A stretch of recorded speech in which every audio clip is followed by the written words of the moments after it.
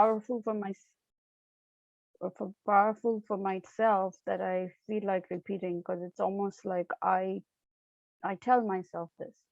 I'm trying to share and wondering if you can see my desktop. Yes. Not yet, Sadaji. Okay. Yes, now we can. Almost. Okay. So I what I was gonna start with was this book I read, and I every so often pick up to read again. Is this Conversations with the Satya Sai by Hislop.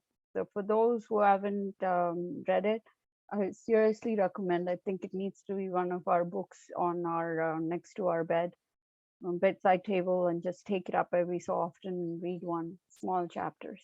In that, Islop is asking Baba. It's a conversation. It's a question and answer. So it really speaks to me. He's saying, "What is a study circle? Explain." So Baba says, study circle is literally what it is: a circle where somebody leads, but he goes on to explain, Baba goes on to explain that you don't learn from just the teacher, the leader that day who's taken it up is teaching something, whatever the topic is. You learn from the conversation, because everybody has an aspect of that topic, of that subject we've taken up, and it's there, each person's perception that is put out there, and somebody else in the circle then picks that perception and says, uh-huh, the light bulb goes on. So for a study circle to be successful for every one of us, it is imperative that each one of us brings one's own perception based on this topic. With that said, I will start. So I believe I was um, I was reading again. I was listening to Sundar Iyer a lot in the last few months, and in one of his topics, he says there are no coincidences, only psi incidences. So there is a reason why this topic was chosen. This is not just a coincidence. We needed it, and Baba gave it to us. I sincerely believe that. I've been thinking about meditation, but never really got around to actually doing it. And this is probably a lot of us who are in that boat. For whatever reason, we haven't experimented or explored this. And Baba wants us as a center, all of us, to take this up. And that's why this topic was chosen by the officers. And for that, I thank you for those that chose it. And having said that, so we started this topic on June 6th with John kicking it off. And one of the things in his unique and different way of teaching, John always focuses on the practical. And every study circle, my goal is to take away one thing to practice. With that in mind, please keep that for yourself if you can take away one thing to practice. So what did I learn on June 6th? I went back to, I have this little book. I write down something, some scribbles. Sometimes they make sense, and other time I read the same thing that I wrote, doesn't make sense to me. But this day I was going back to my notes from June 6th, and it made sense. One point I wrote down was, what his question was, what's the difference between prayer and meditation? And we all had, if you remember, there was a Menti thingy, and we all wrote on that. So what I took away from that was meditation is going inwards. It was exploring within ourselves as opposed to prayer being more external.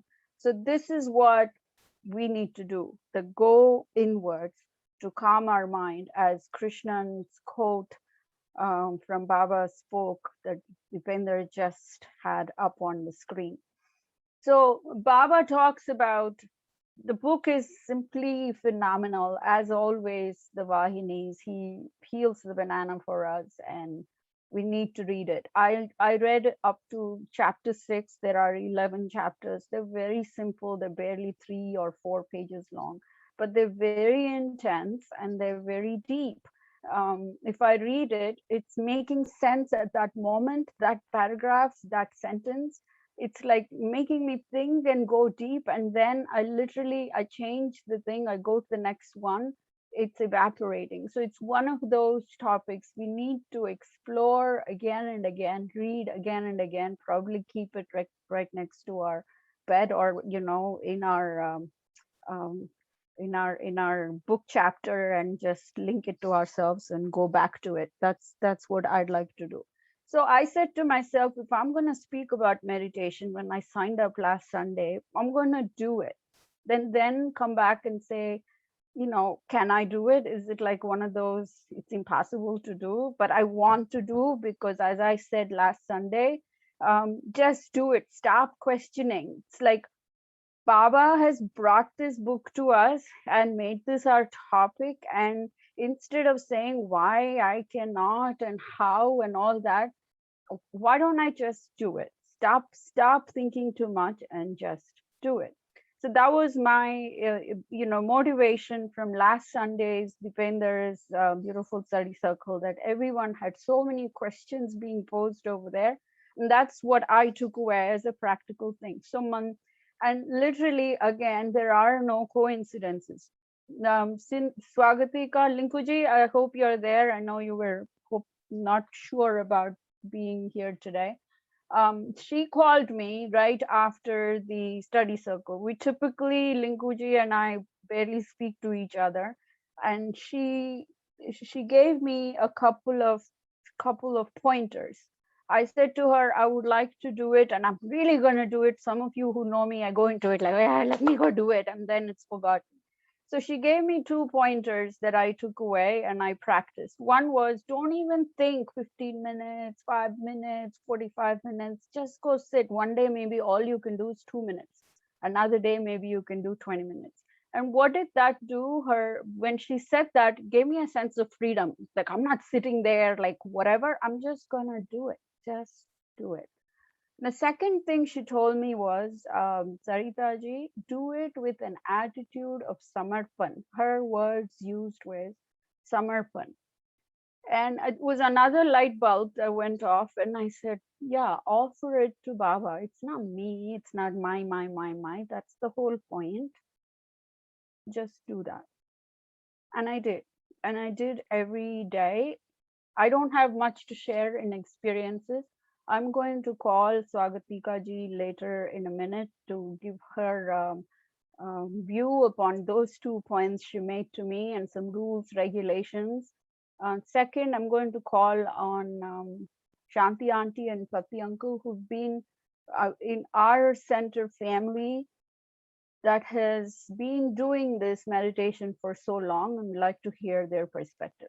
So before going to them and offering it up, a couple of minutes, Baba uses these words in the book, and some that have stayed with me, which is, anything we do, he wants us to do with absolute, complete, total devotion to him. So the way I look at it is this. This is my perception, my humble opinion of what I learned from reading. If we believe in Baba, which we do, that's why we are here. I think he's God. He is God. So he is asking me to do something. Let's just go do it. And he's saying, do it in such a way. What is the way? Concentration. With absolute concentration. Without concentration, you get nowhere, even if you're studying for something or listening to music or wanting to sing a bhajan. Therefore, you concentrate. And meditation is one of those, the more you do, the more your concentration or ability to concentrate increases. So if you just look at it, forget the spiritual aspect of it, and just look at the just day-to-day world, your ability to concentrate increases. And there is also, for those of us that are doubting it, there is scientific proof based on all these experiments being done by major universities. Second thing he wants us to do is with ekagrata. one pointedness, with absolute like wanting that one pointedly making it happen. And then the paritapam, the yearning. Why does he want us to do it? Is this question and the answer. Who am I? Who am I? We're not the senses, we're not the body, we're not the manas, we're not the buddhi, but we are the Atma. So, but to get there, that yearning, the tivra paritapam, the intense yearning he wants us to have, because manava janma, only once, don't go into it wasting your time, wasting your life, but get into it to answer the question, who am I? And get there. Don't waste your time. Don't waste your life. Don't waste everything that I have given you, says Baba. And I was on Facebook yesterday and I heard one, his students speak. It was Ravi Kumar was singing, and right next to him, I forget the name of the gentleman, another student asks if they were giving a quick anecdote of their experience with Baba. Baba asked a question, do you like me? Students, do you like me or do you love me? And everybody repeated, oh, we love you, Baba. So what's the difference between like and love? So Baba went on to say, you guys want to just hang with me. I walk here, you will just come back with me. You just do this, everything you want to be with me, just hanging around. That's like.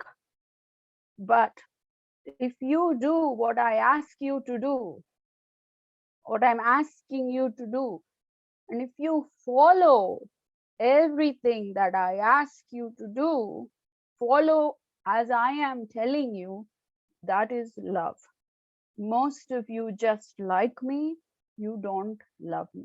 That was, it was like, why did I listen to it yesterday? To repeat for all of us what I learned. So if we love Baba, which he wants us to do, then we do as he asks us to do, just go do it. So there are three forms of meditation, Baba says: Sattvic, Rajasic, and Tamasic.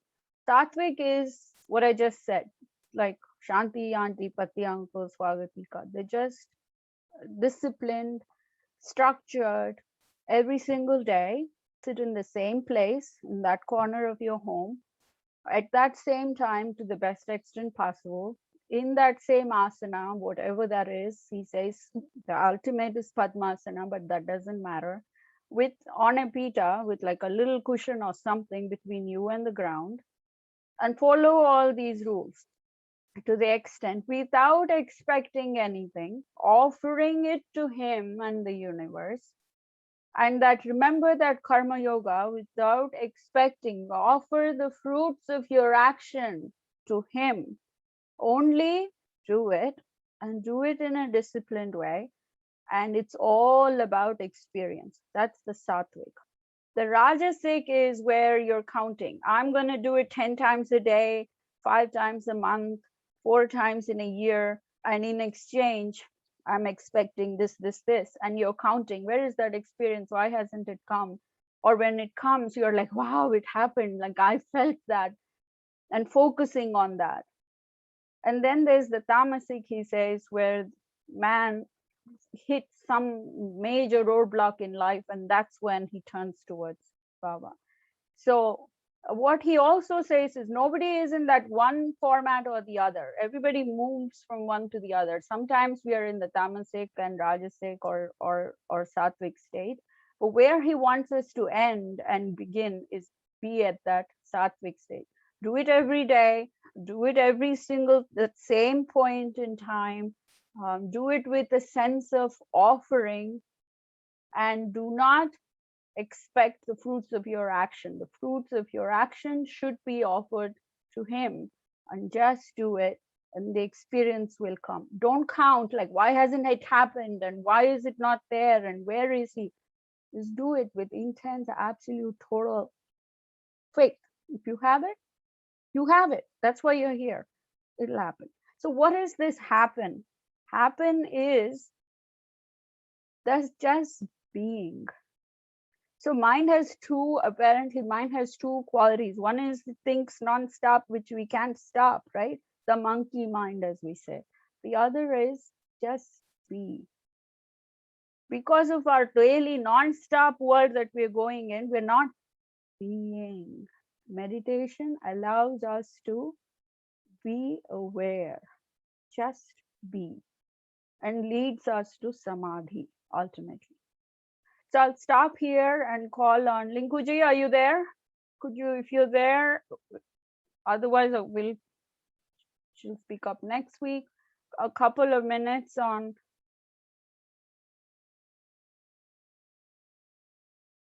She said she may be there, so she probably couldn't join. I'll call out on her next week to give us a little bit of her perception, her experiences, and she knows about the rules, regulations.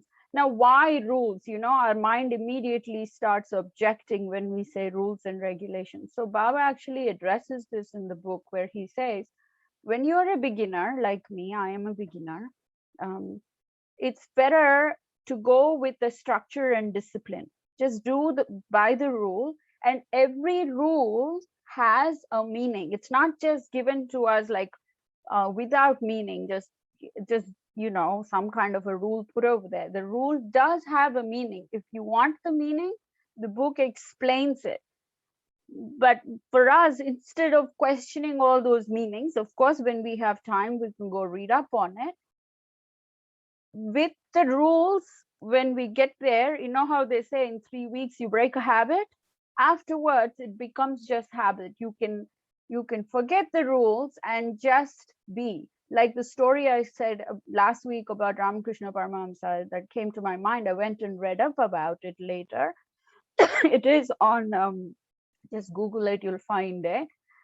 He was able to go to samadhi stage, which is the next stage after meditation, dhyana, and then samadhi, by just hearing Amma's word, Kali Mata's word. Just the word would lead to that. So ultimately, our goal is to get there. But in the beginning, the structure and the discipline will get us there. Therefore, some of these rules to follow. Just like if you're doing exercise, the muscles that need to be, I bought myself a Peloton. What's the point if I don't get on it? So every day I got on it for 3 weeks. Now it's become more of a habit. I'm just doing it like that. Do it with rules and structure and discipline so that one day you will get to the point of Ramakrishna Paramahamsa. Having said that, I'd like to call on Shanti Auntie and Pati Uncle, and some questions that I asked them to speak about today for us is, how did you, Auntie and Uncle, start on this path? What was the motivation? Because nothing like this, which is done every single day, is easy. What led to this motivation and inspiration for you guys to be so extremely disciplined? And if you're able to share an experience or 2 or 3 that was so powerful for you, whichever you're able to, and if you can teach us some lessons learned for yourselves and any wisdom that we can learn from.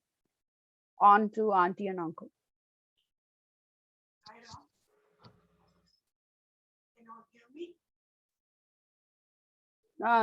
Yes, kind of like a little, if you get closer, maybe. Go on.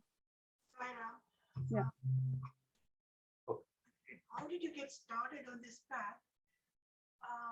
I really didn't get started in this path, but I have to.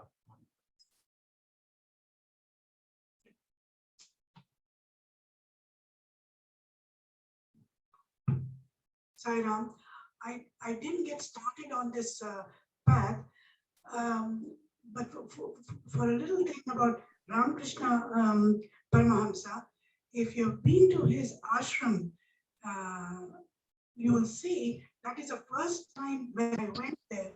There were about 200 people sitting there, and there was pin drop silence. And I was about 8 or 9 years old, and I ran, and then I just stood because there was absolute silence. what you experience, that for a split second, how can this be? But beside that, the way I got started with meditation is, I was about 10 years old. When I turned 10, my father started panicking because he said, oh, we have to get you married. What to do? Leave alone what meditation, what has got to do anything. I wasn't thinking about marriage or anything, but my father was. And then I would say, why is he getting so worried about me? I mean, I was having a happy life. At a 10-year-old, what do you think you would think about? So, but a lot of times, because he was in the international field, I would see him sitting in the middle of the night, screaming at the telephone, because for those days you do, in a telephone, especially if it was for anywhere outside the India or even outside Delhi, you had to scream. So I've seen him screaming. At 4 o'clock in the morning, he'd be Poland or whatever. And one day I saw him, he was sitting and just closed his eyes and was sitting there. He said, oh, this is his meditating. So when I turned about 10-year-old, my father took me to somebody and said, we want to get you married, so we are very worried. He said, oh, he was supposed to be somebody who could tell your future and everything. He said, go to your puja room and say this. And he also gave it to me in writing, made me say that, and it's on Ganesha. And he said, even your father should not know about this, only you should know. So nobody knows what I say to Lord Ganpati every day 108 times. So this is what I've been doing since I had no, this one, give me this, give me that. I was a happy soul. So I was not asking for party or anybody. But that is life. And then you get evolved by saying this. Originally, nothing happens. It is like you go and face a wall and say the same thing over and over again. In due time, you see so many things that your mind clears and you get vision. In fact, I'll tell the latest one that I've been meditating since all these years. There have been wonderful experiences. The experience that, and you question Baba. I questioned him. He said, I wanted many children. This happened last week. And he said, Baba, you didn't give me anything that I asked for. And I wanted 12 children. And you gave me one. You know what he said? He comes in front of you.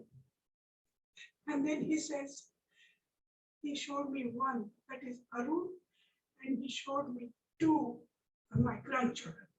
He said, what is this? The 1 and 2, it's 12. So I've given it to you. This is how he is. He solves the problem so beautifully. So now I keep my mouth shut. I don't ask him for anything.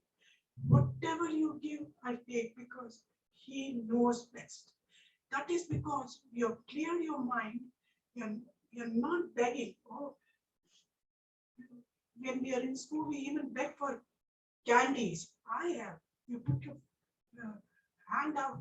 Please, please, please. When they're distributing something, you are so anxious to have. Even if you have had one, you put your hand out again. But now I know. He knows everything. So it's very difficult to put it in words, but he knows you in and out, and he already knows what you want. Even you don't know yourself, but he knows. So this is a mystery of life. which unfolds because it is in your mind, it is in your brain, because you are Baba, you are the divine thing. We do not realize, we think we are good for nothing. That's how we consider ourselves. But we are divine, and the divinity is there, and he will show it to you when it is meant to be. Saira, let me give it to Pati.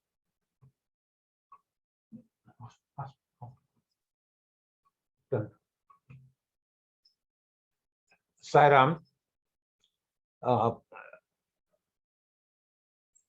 I go back one step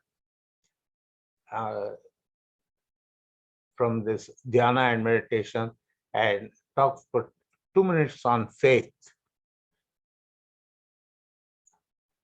We just imagine being in a dark room with a lamp sitting there.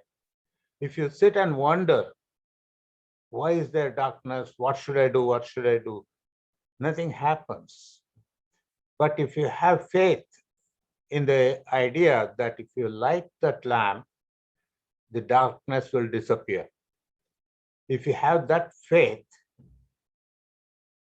and you execute on that, if you light the lamp, then the darkness will go away. And that is the way I feel. Is we have when we were young, our parents tell us to pray, and we do it because we generally don't have much of a choice. And then you keep wondering, and some incidences happen, and then you begin to those incidences will reinforce your faith in God. And that's what happened to most of us. Many years ago, Shanti brought a photo of Baba, and we faithfully put it on the altar and then started praying. And several things happened, and then it's a long story. And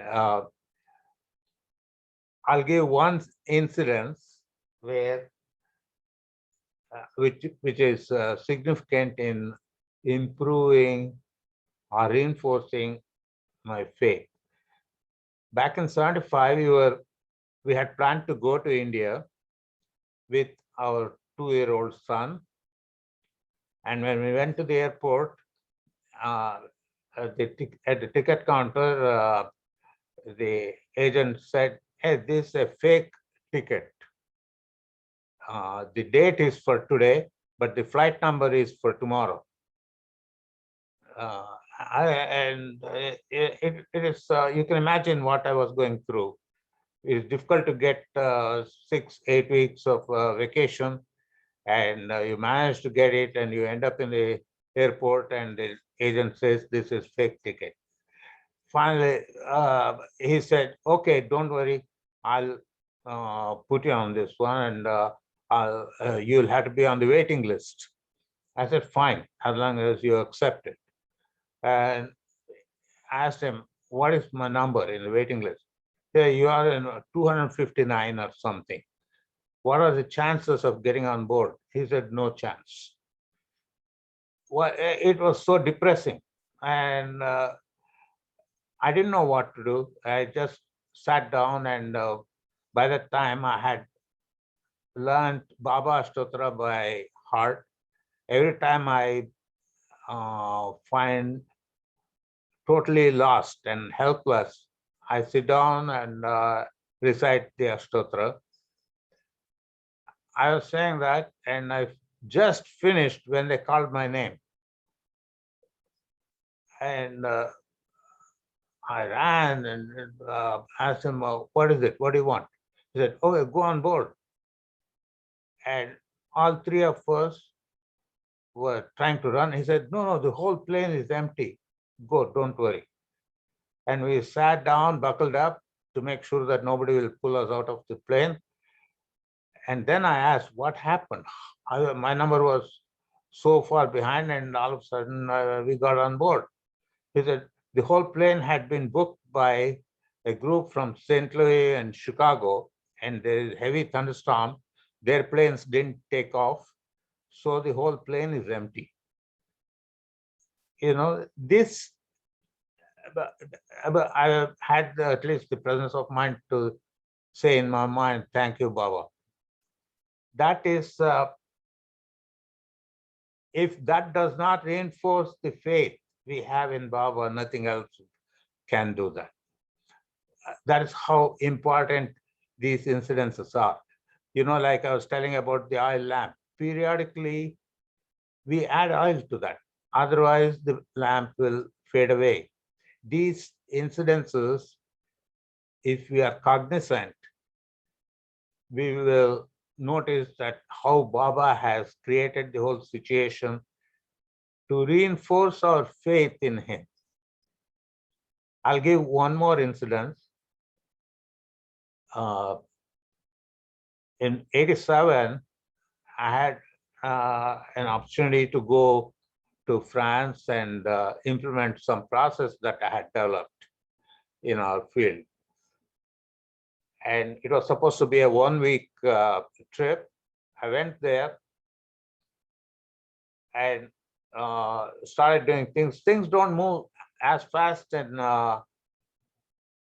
Europe as it does in the East Coast here. So they were taking easy, long coffee breaks and blah, blah, blah. And nothing was moving. There was progress, but at a snail's pace. And my 1-week stay extended to 2 weeks. And they take good care of their visitors or guests during the week, but weekend is generally left to yourself.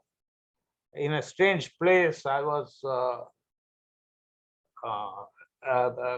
little bit lost. And this was my first trip to that place. I wanted to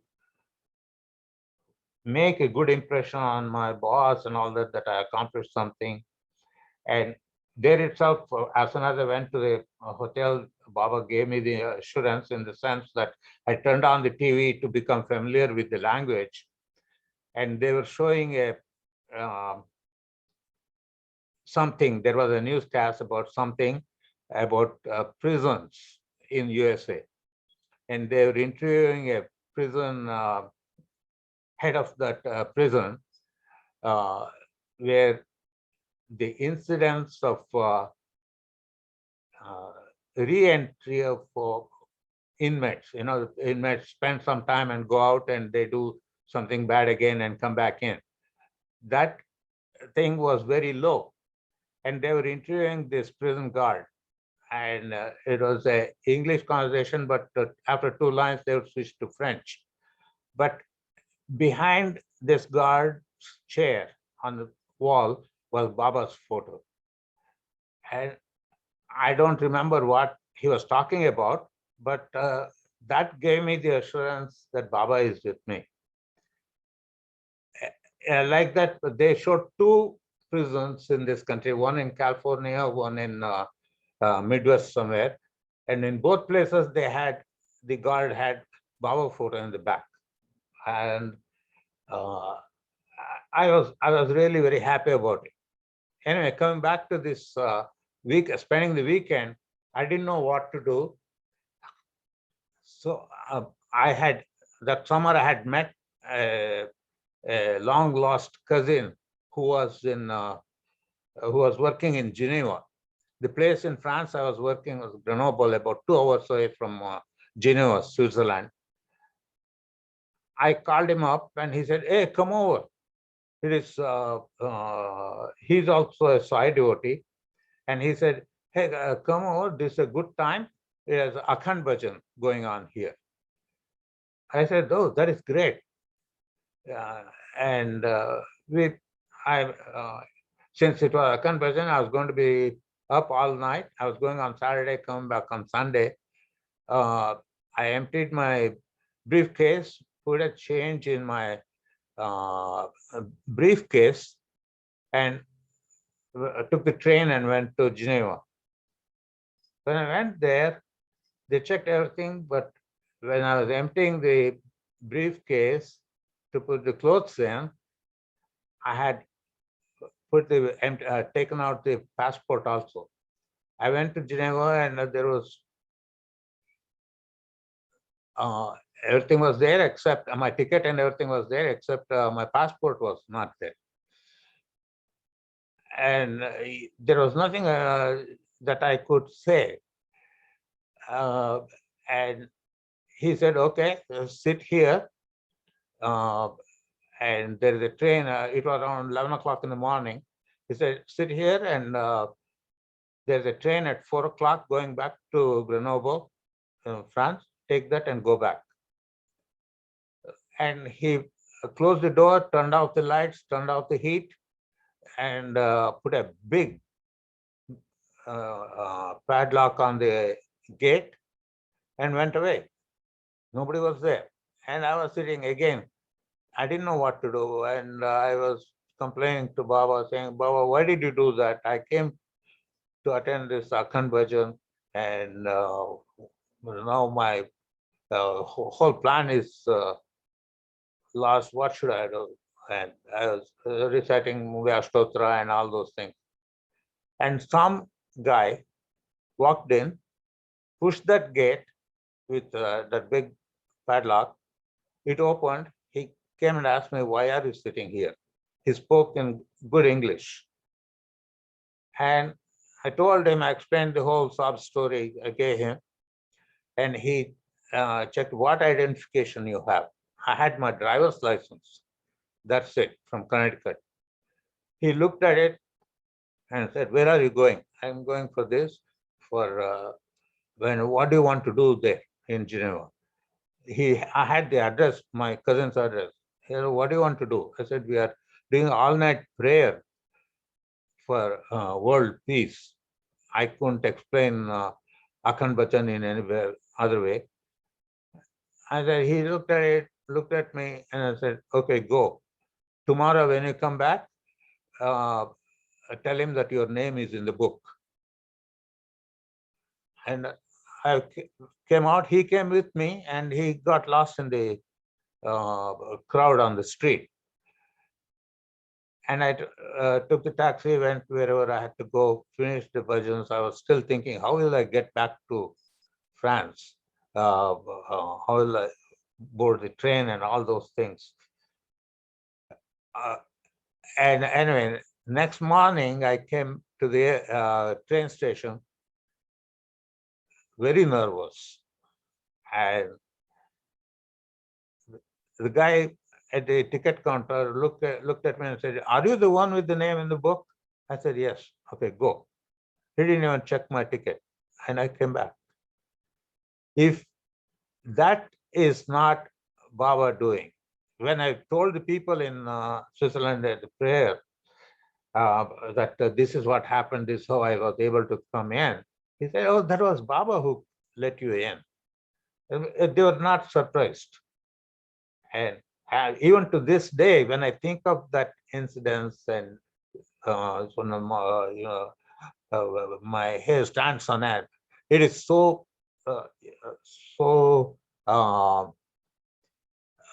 unimaginable. So these incidences like this, there are that happen every day if we notice it, if we are cognizant of it. And we notice it if we are aware that everything is a drama that Baba is conducting. So I'm glad we are blessed with that thought, and we are surrounded by people like in the center who reinforce that thought, that awareness all the time. Sairam.